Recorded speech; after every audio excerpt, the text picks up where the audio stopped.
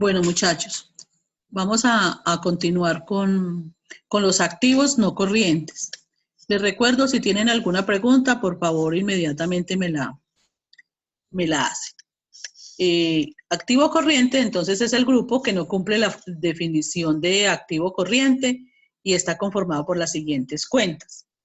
Entonces, yo les decía, algunas cuentas pueden ser de activo corriente, de activo no corriente, dependiendo del tiempo o de la condición que tenga, que yo la voy a negociar antes de 12 meses. Dentro de estas están los activos financieros o inversiones a largo plazo. Entonces ya vimos que si las inversiones financieras o las inversiones financieras o las inversiones, los activos financieros o las inversiones, si yo las voy a negociar antes de 12 meses, van en el activo, en el activo corriente, pero si yo las voy a tener más de 12 meses, ya serían a largo plazo, entonces van en el activo no corriente. La propiedad, planta y equipo va en el activo no corriente. Cuando esa propiedad, planta y equipo yo la tengo disponible para la venta, o sea que yo la quiero vender antes de 12 meses, ya iría en el activo corriente. Pero por lo regular, la propiedad, planta y equipo solita, que diga solamente propiedad, planta y equipo, siempre es activo no corriente. Para que sea corriente, tendría que ser, que diga aquí, disponible para la venta. Por el momento, entonces, esta no es disponible para la venta. Aquí tenemos los intangibles. Los intangibles, entonces, es una cuenta que como su nombre lo dice, no las podemos ver ni tocar. Son activos de la empresa y son, por ejemplo, el crédito mercantil, el buen nombre, el goodwill, las marcas, las patentes, las concesiones o las franquicias o los derechos de autor. Esos son los intangibles. Esos siempre son activo no corriente. Dentro de otros activos estarían las valorizaciones o los bienes de arte y cultura. Dentro de esos bienes de arte y cultura podrían estar las obras de arte. Si en la empresa tienen una pintura de un pintor famoso o una escultura, entonces eso sería, estaría catalogado como otro activo o como un bien de arte y cultura. También las bibliotecas, si usted tiene, en la empresa tienen una biblioteca grande, también haría parte de los otros activos. Aquí entonces ya sumamos todos los activos no corrientes, los activos financieros, la propiedad, planta y equipo, los intangibles, los otros activos y sacamos el subtotal del activo no corriente. ¿Con qué lo vamos a sumar? Lo teníamos aquí. Sacamos aquí el subtotal del activo corriente con el subtotal del activo no corriente y me da el total de los activos. Aquí yo tengo todos los bienes y los derechos que tiene la empresa, tanto en dinero en efectivo como en bienes y derechos estarían acá. Entonces, activo corriente más activo no corriente me da el total de activo. Aquí ya tenemos el total de activo. Vamos a seguir entonces con los pasivos. ¿Qué son los pasivos? Las deudas, las obligaciones que tiene la empresa, las cuentas que tiene por pagar.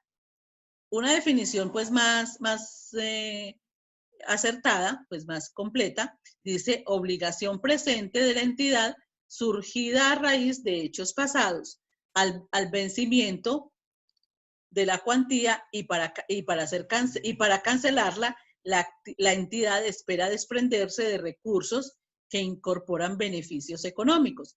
Para yo poder pagar esa deuda o esa obligación, yo tengo que sacar o dinero en efectivo o sacar dinero del banco o vender una propiedad para poder cancelar. Entonces, esa es la manera como yo cancelo los pasivos. Vamos con la dinámica del manejo de los pasivos. Lo mismo les digo acá, es como si tuviera aquí la cuenta T, aquí va la cuenta T, no, solamente que aquí está como más completica. Entonces dice que el movimiento de las cuentas que conforman el pasivo, dice que Los pasivos, de manera contraria a los activos, ya no empiezan por el debe, sino que va por el haber. Entonces, en el haber o en el crédito nace el pasivo y por aquí aumenta. O sea, los pasivos nacen por el lado crédito y por ahí aumentan. Si yo voy a aumentar un pasivo, lo debo aumentar por este lado, por el lado de los créditos. Y si lo voy a disminuir, lo disminuyo por el lado de los débitos, por aquí se disminuye o se cancela. Normalmente, los pasivos tienen saldo crédito, o sea que siempre que tengo un pasivo, él no va a estar por este lado, siempre va a estar por este lado cuando lo voy a disminuir, pero ya cuando saco el saldo de los pasivos, debe ser siempre con saldo crédito. Solamente hay una excepción a las cuentas de pasivo de saldo débito y es el IVA. Cuando el IVA yo tengo un saldo a favor, sería la única cuenta que puede tener saldo débito. El IVA por pagar, que cuando tengo saldo a favor. De resto, ninguna cuenta de pasivo va por el débito. Todas van por el haber. Todos los saldos de las cuentas de pasivo siempre van por el haber. Solamente el IVA a favor va por el debe. El resto, todos son saldos créditos. ¿Cuándo una empresa va a clasificar un pasivo? Entonces, cuando espera que sea liquidado en el transcurso del ciclo normal de la operación de la entidad. Mantiene el pasivo principalmente con el propósito de negociar, el pasivo de liquidarse dentro de los 12 meses siguientes a la fecha sobre la que se informa. La entidad no tiene un derecho incondicional para aplazar la cancelación del pasivo durante al menos 12 meses siguientes a la fecha en que se informa. ¿Qué pasa con los pasivos? Con los pasivos corrientes. Los pasivos corrientes son todas las deudas y obligaciones que tiene la empresa que las tiene que cancelar antes de 12 meses. Si yo no tengo 2 meses, 3 meses, 8 meses, hasta 12 meses, es pasivo corriente. Ya si la deuda es a 2 años, a 3 años, ya no es pasivo corriente, es pasivo a largo plazo o pasivo no corriente. Todas las deudas que yo tenga que pagar antes, hasta 12 meses o antes de 12 meses van en el pasivo corriente. ¿Cómo las clasifico? Coloco las que primero se van a vencer y voy poniendo debajito las otras. Esa es la manera como se van clasificando. Entonces, aquí tenemos, por decir algo, obligaciones financieras a corto plazo. Entonces, esta es una cuenta de pasivo. ¿Con quién son las obligaciones financieras a corto plazo? Con los bancos y las entidades de crédito. Después vienen ¿quién? Los proveedores. ¿Quiénes son los proveedores? Las personas que nos surten las mercancías en la empresa. Esos son los proveedores. Las cuentas corrientes comerciales. Entonces, normalmente es a las personas que usted les debe dinero por cuentas diferentes a mercancías. Cuando usted compra mercancías, siempre, si es una cuenta de mercancías, es en proveedores. Si usted le debe a ese tercero o a esa persona X o Y, le debe cualquier cuenta y no es de mercancías, iría en cuentas por pagar comerciales. ¿Sí? No iría. No quiere decir que si usted la incluye como proveedor le quede mal, no. Tienen el mismo principio, el nombre es diferente, pero no quedaría mal clasificada, sino que hay una cuenta destinada para cada caso. Los pasivos por impuestos, entonces, como yo les decía, en la primera es cuando me hacen a mí retención en la fuente y yo la tengo a mi favor. Aquí los pasivos por impuestos, ¿qué son? Si yo tengo que pagar impuesto de industria y comercio, que lo decíamos que lo pagábamos a la alcaldía, en la Secretaría de Industria y Comercio, yo pago impuesto de renta, yo pago el IVA, esos son los pasivos por impuestos. Beneficios a trabajadores. Los beneficios a trabajadores es todo lo que yo debo por concepto de nómina. Entonces, yo le tengo que pagar a mis trabajadores, les tengo que pagar un salario, que les tengo que pagar auxilio de transporte, que les tengo que pagar seguridad social, que les tengo que pagar las prestaciones sociales. Entonces, todo lo que tiene que ver con los pagos de seguridad social y todo lo que tiene que ver con los pagos a los trabajadores, sueldos, prestaciones, vacaciones, intereses a las cesantías y demás, van en beneficios a trabajadores. Y aquí entonces, ¿cómo sumamos los pasivos? Entonces, los valores de cada uno, entonces eso nos da pasivo corriente. Todas las deudas hasta 12 meses. Si son de más de 12 meses, pasan al pasivo no corriente. Dentro del pasivo no corriente, ustedes van a ver que van a encontrar casi siempre las mismas cuentas. ¿Cuál es la diferencia? El tiempo. El principio contable del manejo es lo mismo. Van por el haber, aumentan por el haber, disminuyen por el debe y normalmente tienen saldo crédito. ¿Qué pasa con eso? Aquí también tenemos, mire, obligaciones financieras. Aquí dice a corto plazo. Aquí tenemos obligaciones financieras a largo plazo.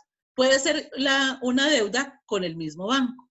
Solamente que una se vence antes de 12 meses y la otra se vence a 14 meses, a 20 meses, a 24 meses. Entonces, por eso hay que clasificarla como pasivo no corriente o pasivo a largo plazo. A largo plazo es a más de 12 meses. Cuentas por pagar comerciales, largo plazo, lo mismo. Funciona igual, solamente que el plazo es diferente. Pasivos diferidos. Los pasivos diferidos, entonces, son todo lo que tiene que ver con los ingresos recibidos por anticipado. Cuando usted recibe intereses, comisiones, arrendamientos, honorarios por anticipado y son a más de 12 meses. Dentro de los otros pasivos tenemos anticipos y avances recibidos. Si yo tengo una empresa donde me hacen avances, los clientes me hacen avances para que yo les mande la mercancía, irían en otros pasivos. Van también ahí los acreedores del sistema, pueden ir retenciones a terceros, garantía en cumplimiento de contratos. Son todos los otros pasivos que no los puedo clasificar como una obligación financiera, una cuenta por pagar comercial, entonces irían en otros pasivos. ¿Qué hacemos aquí? Sumamos todos los pasivos no corrientes. Obligaciones financieras a largo plazo, cuentas por pagar a largo plazo, pasivos diferidos, otros pasivos, y nos da el pasivo no corriente. Al pasivo no corriente, ¿qué hacemos? Le sumamos el corriente y nos da como resultado el total pasivo. Entonces ya hicimos activos corrientes, activos no corrientes, total activo. Ahorita, pasivo corriente, pasivo no corriente, total pasivo. ¿Qué cuenta sigue? La cuenta de patrimonio. ¿Qué es la cuenta de patrimonio? Entonces, el patrimonio es para algunos, cuando se empieza, entonces puede ser la diferencia entre el activo y el pasivo. ¿Cuánto es mi patrimonio? Que tengo 200 millones de pesos de activos, que tengo 100 en pasivos, entonces 200 millones de activos menos 100 en pasivos, mi patrimonio libre o mi capital en este momento son 100 millones. ¿Sí? O esa sería... Dice que la definición del patrimonio está subordinada a los conceptos de activos y pasivos. Entonces dice que el patrimonio, lo que yo les decía ahorita, el patrimonio es la parte residual de los activos de la entidad una vez deducidos los pasivos. Entonces, si yo tengo 200 millones de activos, el resto 100 de pasivos, entonces mi patrimonio es 100. ¿Sí? También se puede definir como los derechos de los socios o los dueños sobre los recursos del ente económico. Entonces, cuando usted arranca una empresa, hablábamos hace 8 días de cuando íbamos a arrancar una empresa que puede ser de una persona natural o vamos a hacer una sociedad, ¿cuáles serían ahí los activos? ¿Y cuál serían entonces los aportes de los socios? Serían los activos. Y esos mismos activos serían el patrimonio, porque cuando va a iniciar la empresa, pues no tiene ninguna deuda. Entonces, ahí, cuando inicia la empresa, los activos son iguales al patrimonio. Cuando ya la empresa va iniciado, entonces simplemente van a ver que a los activos le restamos los pasivos y sacamos el patrimonio. En algunos casos, se puede ser que una persona va a aportar, por decir algún edificio que vale 100 millones de pesos. Y todos los clientes, todos los otros socios aportaron 50 millones. Entonces, 5 socios aportaron 50 millones de pesos. El señor va a aportar un edificio de 100 millones, pero debe todavía sobre ese edificio, debe 50. El edificio vale 100, pero como él debe 50, entonces realmente él le está aportando ¿qué? 50. Entonces, en ese momento sí podría decir la empresa que va a iniciar con una deuda, porque en el acuerdo que hacen en la escritura de constitución dicen que la sociedad va a asumir el pago de esa deuda. Entonces ahí sí diríamos cuántos serían los activos, cuántos serían los pasivos y el saldo, según dice aquí, el valor residual sería el valor del patrimonio. Es importante expresar y entender que el patrimonio representa el aporte de los recursos que han hecho los propietarios de la entidad, lo que yo les decía ahorita. Cuando yo inicio la empresa, ese valor del aporte es el patrimonio, o que está generando a los propietarios y no lo han retirado, o sea que los propietarios están todavía ahí. La información sobre los movimientos en las partidas de patrimonio se presenta en el estado de cambios de patrimonio neto. Ese es un estado que vamos a ver si alcanzamos a hacerlo después. Al final, simplemente es determinar de un año a otro si el patrimonio aumentó o por el contrario disminuyó. Ahora más adelante vamos a ver qué cuentas hacen parte del patrimonio. La dinámica de las cuentas de patrimonio es igual a la dinámica del manejo del pasivo. El movimiento de las cuentas que componen el patrimonio es igual al pasivo. Empiezan por el crédito o nacen por el crédito y aumentan por el crédito. Disminuyen o se cancelan por el débito. Normalmente, siempre las cuentas de patrimonio tienen saldo crédito. Porque cuando hacemos el balance decimos, los activos son iguales a la suma del pasivo más el patrimonio. Y ahí estamos haciendo algo que se llama la ecuación patrimonial, que dice que los activos es igual a la suma del pasivo más el patrimonio. Vamos a ver entonces cuáles son las cuentas de patrimonio, cómo está conformado el patrimonio de una empresa. Primero que todo, el patrimonio está formado por el capital. ¿Cuál es el capital? El aporte inicial de los socios o el aporte que han ido haciendo a medida que va creciendo la empresa. Cuando usted quiere iniciar un negocio, X o Y, y usted dice, tengo 30 millones de pesos para arrancar este patrimonio, para arrancar con esta empresa, ese es el patrimonio de la empresa. ¿Qué registro hacemos? Los entramos a caja contra aportes persona natural, porque si es una sola persona. Si es una sociedad limitada, entonces diríamos caja contra aportes sociales. Ahorita vamos a ver cómo se llaman cada una de esas cuentas. Entonces, el capital, les repito, son los aportes iniciales de los socios o los aportes posteriores. Ese es el capital. El capital social, entonces, dependiendo del tipo de sociedad, asimismo se llama ese capital social. Si es una sociedad anónima o una sociedad en comandita por acciones, el capital, usted va a encontrar que se llama capital autorizado, capital por suscribir o capital suscrito y pagado. Esos tres nombres de capital los va a encontrar usted en las sociedades por acciones, que son sociedades limitadas, las sociedades anónimas y las sociedades en comandita por acciones. El capital suscrito, pagado y el capital por suscribir y el capital autorizado es de las sociedades anónimas y en comandita por acciones que se manejan, las que manejan acciones, entonces manejan ese tipo de... Hay otro capital que se llama acciones en tesorería, entonces hace también parte de las sociedades anónimas. Si yo voy a formar una sociedad que se llama en comandita simple, colectiva o limitada, el capital se llama aportes sociales. Los aportes que hacen los socios se llaman aportes sociales. Si es una persona solita, entonces el señor X o el señor Y, una sola persona que va a formar su empresa, que va a poner 30 millones para iniciar la empresa, entonces ya ahí no se llama aportes sociales, sino que se llama capital persona natural o personas naturales, porque es una sola. Ese es el capital de una sola persona. El patrimonio, además del capital, está formado por algo que se llama el superávit de capital. ¿Quién maneja superávit de capital? Las empresas que tienen acciones. ¿Cuál es por qué se llama prima en colocación de acciones?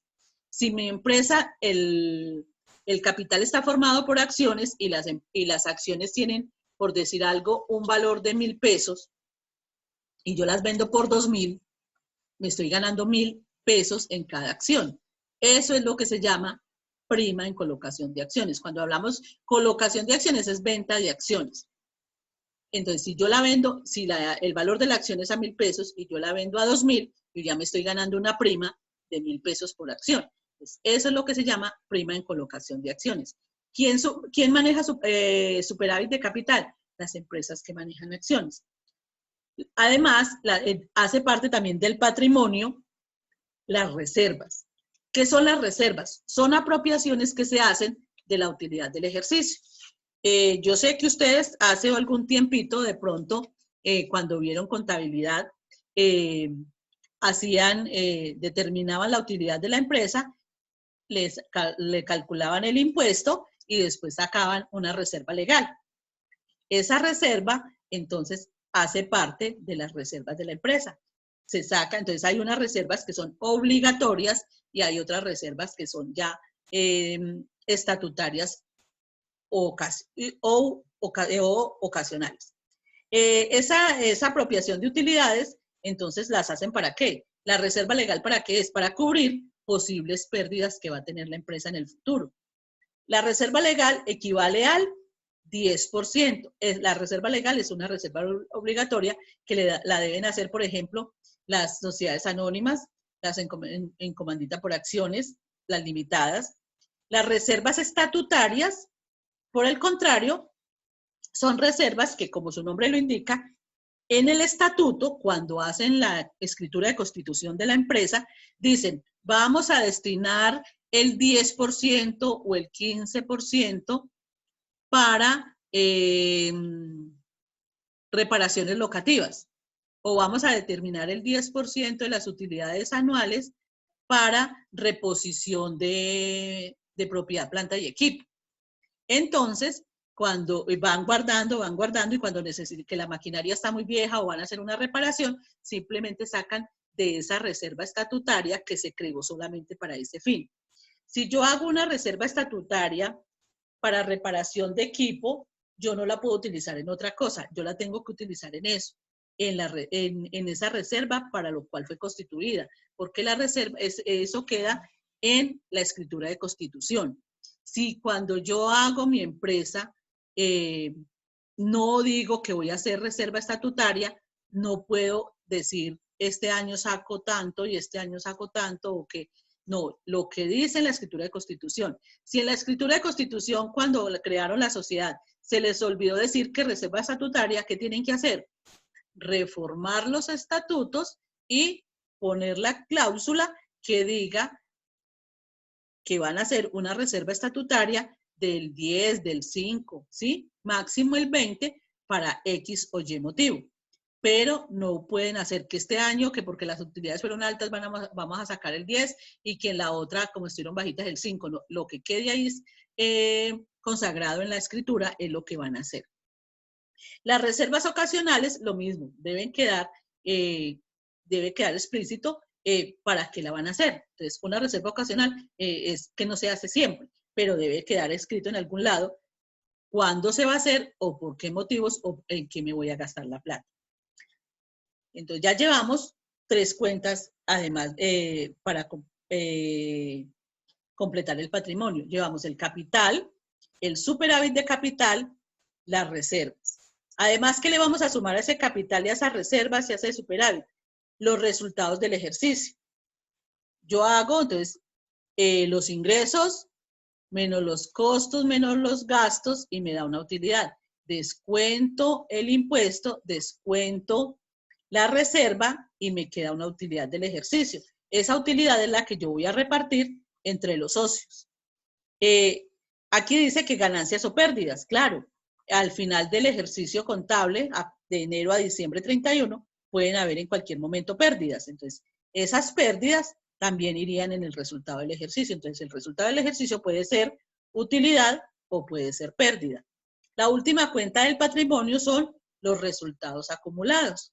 Esos resultados acumulados son de periodos anteriores. Entonces hablemos que en el año 2019 tuve una ganancia de 100 millones de pesos, ya en el año 2020, ¿qué digo? Y calculo la ganancia del 2020, ya fueron 500 millones de pesos, entonces, ¿qué digo? Resultados de ejercicios anteriores, el resultado del ejercicio anterior es el del año 2019. Ya, el resultado acumulado es el del año anterior y el resultado del ejercicio, el del que yo estoy calculando.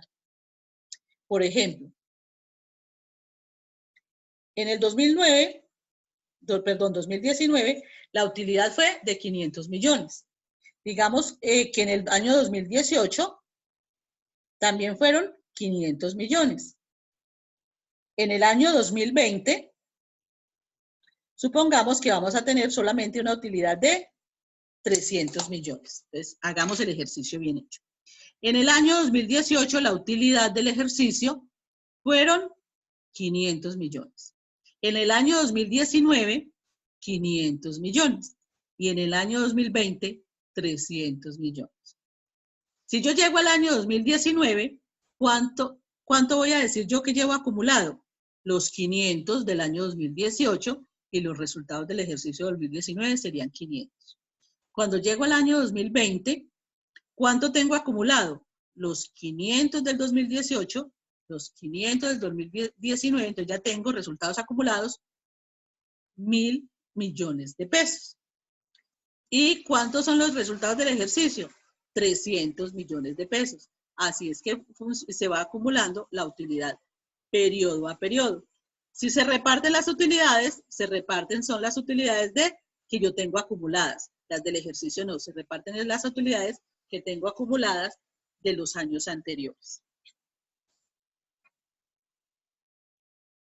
Bueno, aquí tengo entonces el formato de cómo se haría un estado de situación financiera. Ustedes ya lo conocen con qué nombre, con el balance general, ¿cierto? Porque antes de las NIF se hablaba, era de el balance general. Se sigue haciendo de la misma forma, solamente que le cambió el nombre. Se dice empresa comercial limitada, estado de situación financiera, si usted lo quiere llamar balance general, y en la mayoría de los libros todavía usted encuentra el nombre de balance general y va del día primero del día primero. Si lo vamos a hacer anual, entonces va desde el 1 de enero hasta diciembre 31. Si usted lo va a hacer mensual, desde enero 1 a enero 31 del año X. Aquí está, entonces, bien explicadito que están los activos, hay un activo corriente, las cuentas de activo corriente y están los activos no corrientes, sumamos y nos da el total del activo. Por el otro lado están los pasivos, el pasivo corriente, el pasivo no corriente, el total pasivo y están las cuentas de patrimonio. El capital social, las reservas, los resultados acumulados, los resultados del ejercicio, el total patrimonio y como yo les decía, el pasivo, el total pasivo, aquí está el total pasivo, si yo lo sumo con el patrimonio, me tiene que dar igual a el valor de los activos. ¿Qué debe llevar aquí? La firma del contador público y del revisor fiscal o del representante legal de la empresa. Esto es lo que ustedes hicieron cuando vieron las contabilidades semestres atrás. Ahora yo los escucho, a ver qué preguntas tienen y para entonces quedemos de acuerdo que si yo les puedo mandar el taller para que ustedes armen el balance general de una empresa, yo les mando cuentas de activos, yo se las mando en desorden y ustedes las cuadran y acomodan el balance. En la próxima clase, entonces haríamos la socialización y para que me hagan las preguntas respectivas frente al balance general y qué cuentas lleva, cuáles son, ahí ustedes podrían repasar entonces cuentas de activo, cuentas de pasivo, cuentas de patrimonio y cómo se presenta el estado de situación financiera o balance general. Los escucho. Profe, no, yo creo que está bien, pues yo creo pues que todos sabemos pues ya en este punto armar pues un balance general y que aparte pues no es con asientos ni impuestos ni nada, entonces yo creo que sí, estaría bien para Porque vamos, repasar. o sea, vamos a arrancar al comienzo cómo se arma el balance general y ya empezamos para la próxima. Entonces, la explicación sería cómo hacer registros de compra y venta de mercancías. Es que vamos a hacer toda esa práctica completa. Después ya hacemos un estado de resultados y cómo se hace el movimiento en una empresa y cómo se presentarían los estados financieros al final, para que hagamos toda la práctica completa de cómo harían ustedes la práctica empresarial en una empresa si les toca que llevar contabilidad. ¿Correcto? ¿Sí estamos de acuerdo? No escuché sino a Sebastián. Sí, profe. Sí. ¿Sí? ¿Y las compañeritas qué me dicen? ¿O usted es el vocero? Sí, profe, así estaría bien. Bueno, ¿qué pregunta tienen?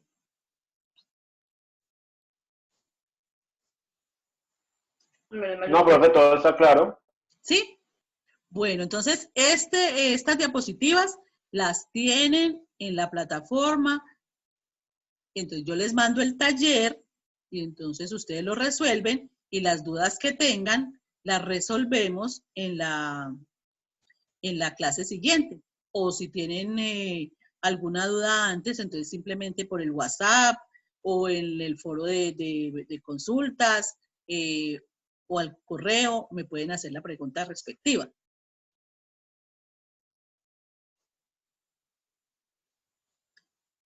Quisiera saber cómo les parece llevar pues así el paralelo de lo que está en el módulo, de todo lo que tiene que ver con práctica empresarial y la práctica propiamente dicha. ¿Seguimos trabajando así o le hacemos algún cambio o ustedes qué opinan? No, profe, así. Y lo que pasa es que en prepráctica también el profesor lo hacía así. La clase la dividía en dos, primero en el módulo y luego ya nos daba otro tema, pues digamos que ya era como de mucha más Bueno. práctica y más interés para nosotros. Bueno, listo, perfecto. ¿Y las compañeras?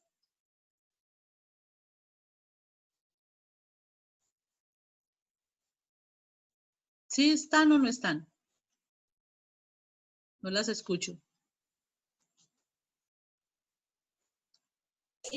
Sí, profe, a mí la verdad me parece bien así como estamos manejando ahora la clase completa. Bueno, listo. Entonces, dejamos hasta ahí es el tema de la noche de hoy. Muchas gracias por la atención. Cualquier pregunta, les repito, cualquier pregunta que tengan con mucho gusto, que estén muy bien. Listo, profe, hasta luego. Listo, hasta luego, que estén muy bien. Hasta luego. Gracias, Bueno, hasta profe. luego a todos. Cuídense mucho, con mucho gusto. Gracias, profe. Hasta luego. Quédate en casa. Sí, quédense en casa, muy juiciosos.